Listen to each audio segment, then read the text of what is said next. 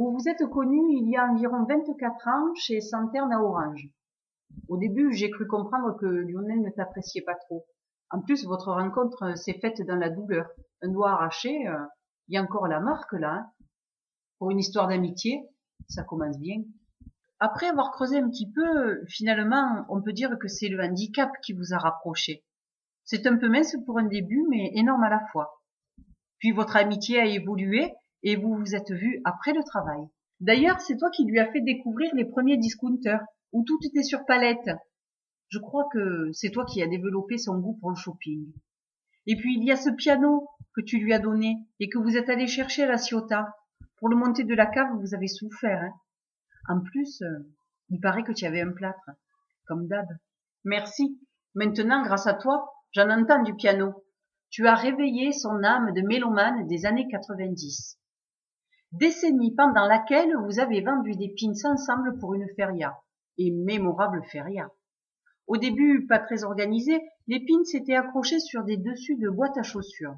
Ensuite, votre petite entreprise a pris de l'envergure et c'est sur des caches de haut-parleurs hi-fi que nous avons encore, que vous avez sillonné toute la ville avec vos plaques.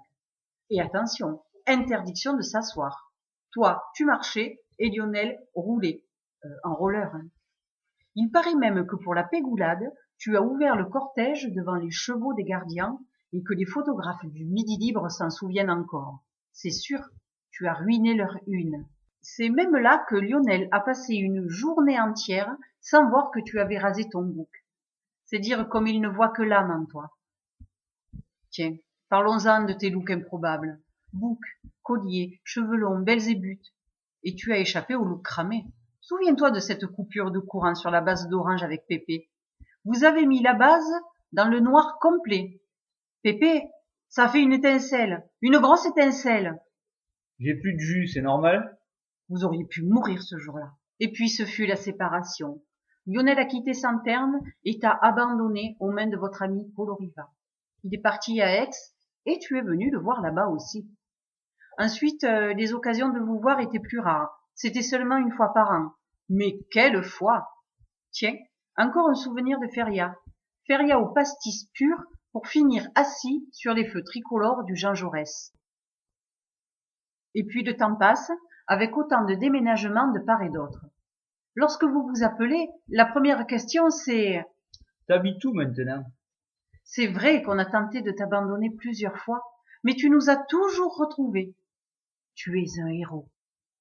En parlant de héros, pour les 40 ans de Lionel, 1 mètre d'eau dans la rue, et toi qui sauves les jeunes filles en détresse. Comme tout héros, bien sûr, tu as ton costume. Un caleçon. Tu as tout de même l'art de te mettre dans de drôles de situations. Et sans le vouloir, tu as même failli finir en cadeau d'anniversaire coincé dans un gâteau pour une copine.